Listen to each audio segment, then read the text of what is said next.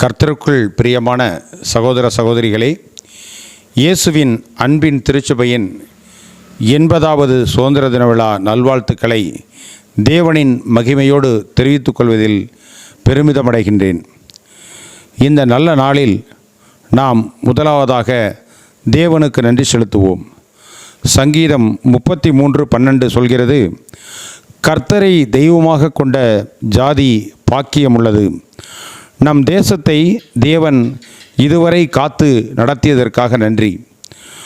150 ஆண்டுகளாக ஒலிக்கும் ஒற்றுமையின் குரலோடு 2047இல் வளர்ச்சியடைந்த பாரதத்தை உருவாக்குவோம் என்னும் பாரத தாயின் விழிப்பு உணர்ந்த கண்ணோட்டத்தோடு நம் சுதந்திரத்திற்காக தங்கள் உயிரையும் இளமையையும் குடும்பத்தையும் தியாகம் செய்த தியாகிகளுக்கு நாம் வீர வணக்கம் செலுத்தும் இந்த நாள் நல்ல நாள்.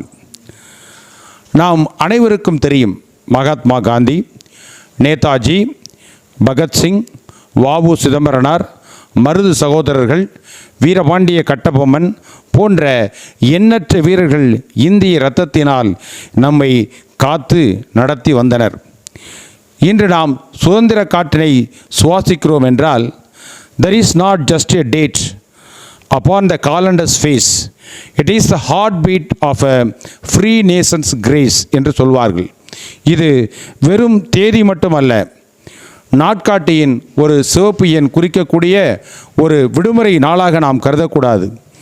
உப்பு கலந்த கடலில் நம்முடைய காந்தி நடந்த பாதையின் ஈரம், அதுவும் தூக்கு கயிற்றை புன்னகையுடன் ஏந்திய பகத்சிங்குகளின் மூச்சு. யோவான் 15:12 இயேசு, ஒருவன் தன் சிநேகிதருக்காக தன் ஜீவனை கொடுக்கிற அன்பிலும் அதிகமான அன்பு ஒருவரிடத்திலுமே இல்லை. அந்த அன்பை நாம் சுதந்திர போராட்ட வீரர்கள் நம் தேசத்தின் மீது காட்டினார்கள். நாம் கிறிஸ்தவ வாழ்வில் 2 சுதந்திரங்களை பெற்றுள்ளோம். ஒன்று தேசத்தின் சுதந்திரம், மற்றொன்றோ கிறிஸ்துநாதர் இயேசு சிலுவையில் நமக்கு தந்த பாவத்திலிருந்து விடுதலை. தேச சுதந்திரம் நம் உடலுக்கு விடுதலை தந்தது. ஆனால் கிறிஸ்துவின் சுதந்திரமோ நம் ஆத்மாவுக்கு நித்திய விடுதலையினை தந்தது. Freedom was gifted, it was bravely earned. In every sacrifice, in every lesson learned. நாம் சுதந்திரம் யாரோ நமக்கு வாங்கி தந்ததால் நம் பாட்டன்களின் எலும்புகளை உருக்கி வளர்ந்த ஒரு தீபத்தினை நாம் பெற்றுள்ளோம். இன்று நாம் சுதந்திரத்திற்கு முன் நிற்கும் புதிய ஆங்கிலேயர்கள் யார் என்று தெரியுமா? மொபைல் ஃபோனுக்கு அடிமையான ஒரு மனநிலை. ஏன் கூறுகிறேன் என்று கேளுங்கள். சுதந்திரம் வாங்கி கொடுத்த தாத்தா புத்தகத்தை படித்தார். சுதந்திரம் வாங்கி கொடுத்த தாத்தா புத்தகத்தை படித்தார். இன்றைய அவரது பேரன் ரீல்ஸ் பார்த்து நேரத்தை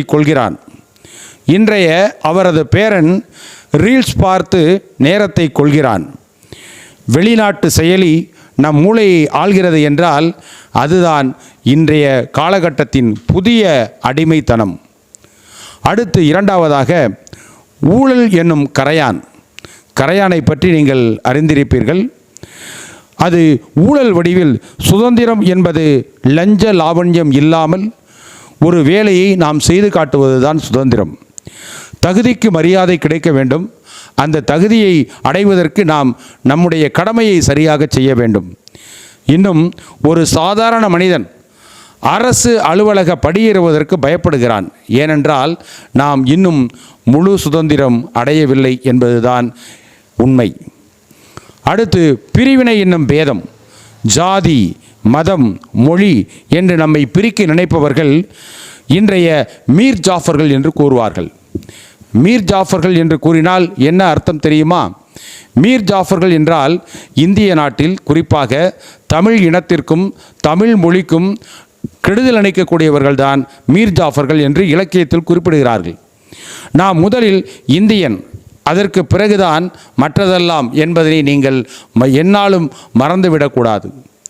இன்றைய காலகட்டத்தில் ஏஐ என்னும் சொல்லக்கூடிய ஆர்டிஃபிஷியல் இன்டெலிஜென்ஸ் என்னும் புதிய செயலியை நாம் பயன்படுத்தி கொண்டிருக்கின்றோம். உலகமே நம்முடைய உள்ளங்கையில் இன்று வலம் வந்து கொண்டிருக்கிறது. ஆனால் அதை நாம் ஏஐயை நாம் பயன்படுத்துகிறோமா அல்லது அதற்கு நாம் அடிமையாகி விட்டோமோ என்று சிந்தித்து பார்க்க வேண்டும். இன்றைய இளைஞனின் சுதந்திரம் என்பது வெளிநாடு மட்டும் போவது அல்ல. இந்த மண்ணில், இந்திய தாய் திருநாட்டில், அதுவும் தமிழகத்தில் ஒரு உலகத்தரம் வாய்ந்த ஒரு நிறுவனத்தை உருவாக்குவதுதான் அவனுடைய லட்சியமாக இருக்க வேண்டும். மேக் இன் இந்தியா என்பது அரசின் கோஷம் மட்டுமல்ல, அது ஒவ்வொரு இளைஞனின் தாரக மந்திரமாக இருக்க வேண்டும். சுதந்திரம் என்றால் என்ன?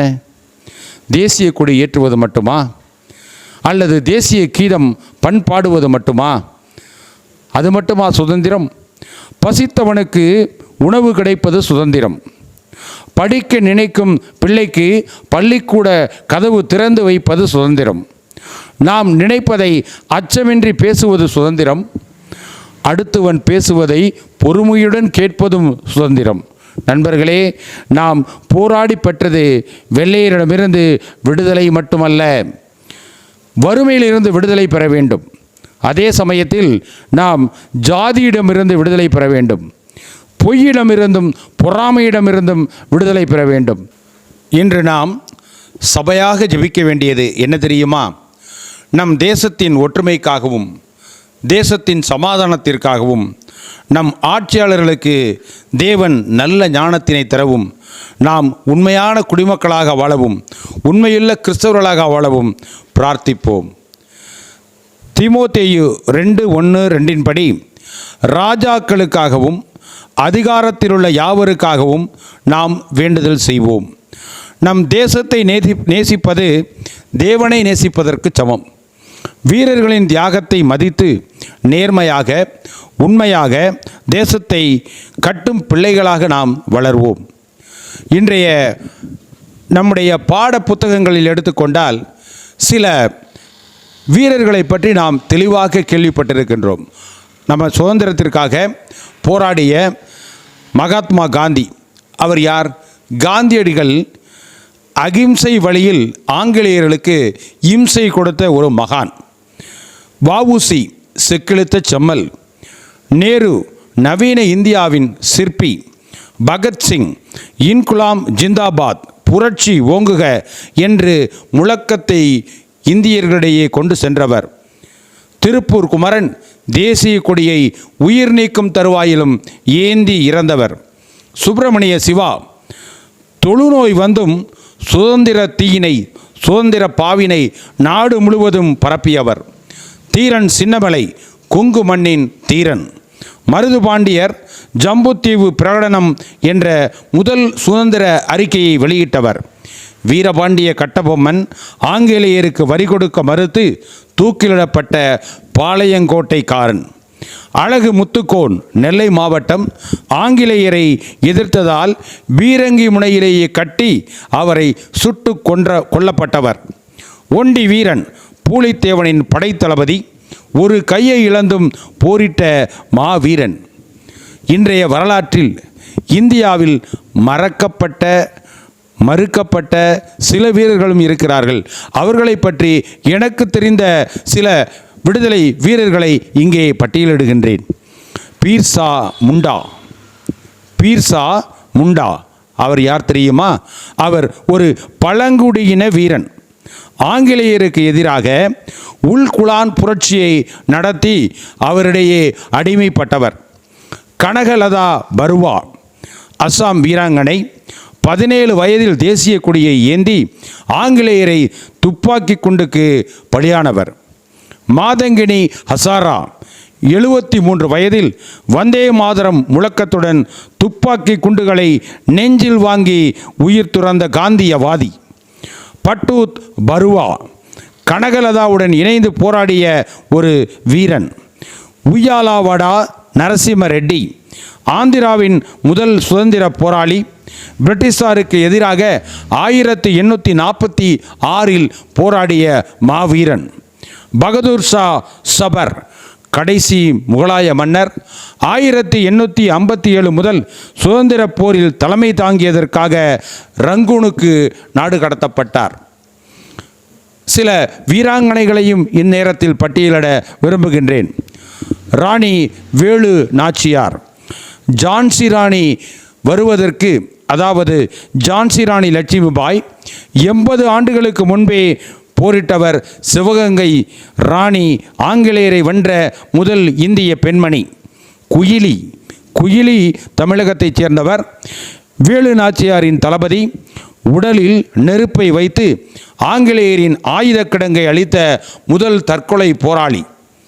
அஞ்சலை அம்மாள் தென்னிந்தியாவின் ஜான்சி ராணி என்று அழைக்கப்பட்டவர். காந்தியடிகளுடன் சிறை சென்றவர். தன் குழந்தைகளுடன் சிறைவாசம் அனுபவித்தவர். ஜல்காரி பாய். ராணி லட்சுமிபாய் அனைவருக்குமே தெரியும். ஆனால் அவர் படை தளபதிதான் ஜல்காரி பாய். ஒன்று மட்டும் யாருக்கும் தெரியாத ஒரு புதுமையான ஒரு விஷயம், ராணி வேடத்தில் போரிட்டு அந்த ஜான்சி ராணியையே தப்பிக்க வைத்த வீராங்கனை தான் ஜல்காரி பாய். பேகம் ஹஸ்ரத் மஹால் 1857 புரட்சியை லக்னோவை மீட்டு ஆட்சி செய்த ராணி. கமலாதேவி சட்டோபாத்யா. இவர் சுதந்திரத்திற்காக தன் தாலியையே விற்றவர். முதல் பெண் கைதி. அருணா ஆசாஃப் அலி 1942 வெள்ளையனே வெளியேறு இயக்கத்தில் மும்பையில் தேசிய கொடியை ஏற்றியதால் பாரதத்தின் பெரும் பெண்மணி என்று போராடப்பட்டவர். துர்காதேவி தேவி. பகத் சிங்கிற்கு துப்பாக்கிகள் கடத்த உதவிய வீராங்கனை. உஷா மேத்தா 22 வயதிலேயே ரகசிய காங்கிரஸ் ரேடியோவை நடத்தி ஆங்கிலேயருக்கு சவால் விட்டு சாதித்த பெண்மணிதான் உஷா மேத்தா. இன்னும் பலர் எனது அறிவுக்கு எட்டியவர்கள். நீங்கள் இன்னும் பலரை தெரிந்திருக்கலாம். ஆனால் தேசத்திற்காக உயிர் தந்த வீரர்களுக்கு வணக்கம். தேசத்தை காத்த உன்னத தேவனுக்கு நன்றி. தேசத்தை ஆசீர்வதித்தீர், எங்கள் இயேசுவே உமக்கு ஸ்தோத்திரம். சுதந்திரம் தந்து எங்களை காத்தீர், எங்கள் தேவனே உமக்கு நன்றி. அடிமைத்தனம் நீக்கிவிட்டீர், அன்பின் சுதந்திரம் தந்தீர். இருளை விளக்கி ஒளி தந்தீர், இந்திய தேசம் உம் கரத்தில். மதங்கள் பல இருந்தாலும் மனங்கள் ஒன்றாய் இணையட்டும். கிறிஸ்துவின் அன்பு பொங்கட்டும், தேசமங்கம் சமாதானம் தலைக்கட்டும். Many languages, many fields, yet one soul we share. One tricolor, one future, one India rare. என் தாய்மொழி தமிழை போற்றும் அதே நேரம் என் தாய்நாடு இந்தியத்தை உயிராக நேசிப்பேன். என்னால் முடிந்த ஒரு சிறு வேலையையாவது இந்த தேசத்திற்காக செய்வேன். வந்தே மாதரம் என்று முழக்கமிடுதல் எளிது. ஆனால் அந்த பாரத மாதாவை வாழ வைப்பதுதான் கடினம். அந்த கடினமான வேலையை செய்ய நாம் தயாரா? நம்ம தாத்தா காலத்தில் சுதந்திரத்திற்காக வெள்ளைக்காரங்கிட்ட சண்டை போட்டாங்க. நம்ம அப்பா காலத்தில் சுதந்திரத்திற்காக வேலைவாய்ப்புக்காக சண்டை போட்டாங்க. நாம் இப்போது வைஃபைக்காகவும் பாஸ்வேர்டுக்காகவும் சார்ஜர் பின்னுக்காகவும் சண்டை போட்டுக்கிட்டே இருக்கோம். இதுதான் டிஜிட்டல் சுதந்திரம். தாத்தா காலத்தில் 10 மைல் நடந்து போய் பள்ளிக்கூடம் படித்தாங்க. இப்போ பக்கத்து ரூமில் இருக்கிற ஃப்ரிட்ஜில் இருந்து தண்ணி பாட்டில் எடுத்துகிட்டு வாடான்னா ஸ்விக்கியில் ஆர்டர் பண்ணட்டுமான்னு பையன் கேட்குறான். நாடு எப்படி முன்னேறும்? நமக்கு சுதந்திரம் வாங்கி கொடுத்தவங்க துப்பாக்கி குண்டை எதிர்த்து நின்னாங்க. நாம் இப்போ வாட்ஸ்அப்பில் வர்ற இதை 10 பேருக்கு அனுப்பலைன்னா உன் ஃபோனே வெடிச்சிரும் அப்படிங்கிற மெசேஜை கூட எதிர்த்து நம்ம டெலீட் பண்ண முடியல. உடனே பயந்து போய் 10 குரூப்புக்கு ஃபார்வேர்டு பண்ணுறோம். நேதாஜி சொன்னார், எனக்கு ரத்தம் கொடுங்க, நான் உங்களுக்கு சுதந்திரம் வாங்கி தர்றேன்னு. இப்போ உள்ள பசங்க பொண்ணுங்க சொல்கிறாங்க, எனக்கு ஒரு லைக் கொடுங்க, நான் உங்களுக்கு ஒரு ரீல்ஸ் போடுறேன்னு சொல்கிறாங்க.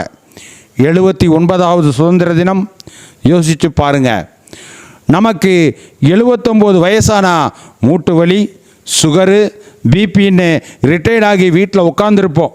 ஆனால் நம்ம நாட்டுக்கு சுதந்திரம் கிடைச்சி 79 வயசில் இன்னும் இந்திய நாடு இளமை துள்ளலோட 5G வேகத்தில் ஓடிக்கிட்டே இருக்குது. இனி ஒரு விதி செய்வோம், அதை எந்த நாளும் காப்போம். தனி ஒருவனுக்கு உணவு இல்லையெனில் இந்த ஜகத்தினை அழித்திடுவோம். உழவர்கள் கைகள் உயரட்டும், தொழிலாளர் வாழ்வு மலரட்டும், இளைஞர்கள் எதிர்காலம் ஒளிரட்டும். இயேசுவின் கிருபையிலே. Let us pledge as free Indians standing tall to answer duties voice to head our nation's call. For India lives not just in maps and land, but in the strength of each inhabited land. நன்றி சொல்வோம் தேசத்திற்காய், நன்றி சொல்வோம் இயேசுவுக்காய். தியாகிகள் சிந்திய இரத்தத்திற்காய், தேவன் ஈந்த சுதந்திரத்திற்காய். 79 ஆண்டுகள் நிறைவுற்று நம்மை காத்து நடத்திய தேவனுக்கு நன்றி. 80வது ஆண்டில் ஆசீர்வதியும் தேவனே என்றும் நீதியும் நேர்மையும் நிலைக்கவும், இயேசுவின் ராஜ்யம் மலரவும், ஜெய்ஹிந்த், தேவன் நாமத்தை நாம் தேசத்தை ஆசீர்வதிப்பாராக என்று கூறி எனக்கு வாய்ப்பளித்த இயேசுவின் அன்பின் திருச்சபைக்கு நன்றி பாராட்டி விடைபெறுகின்றேன். நன்றி, வணக்கம்.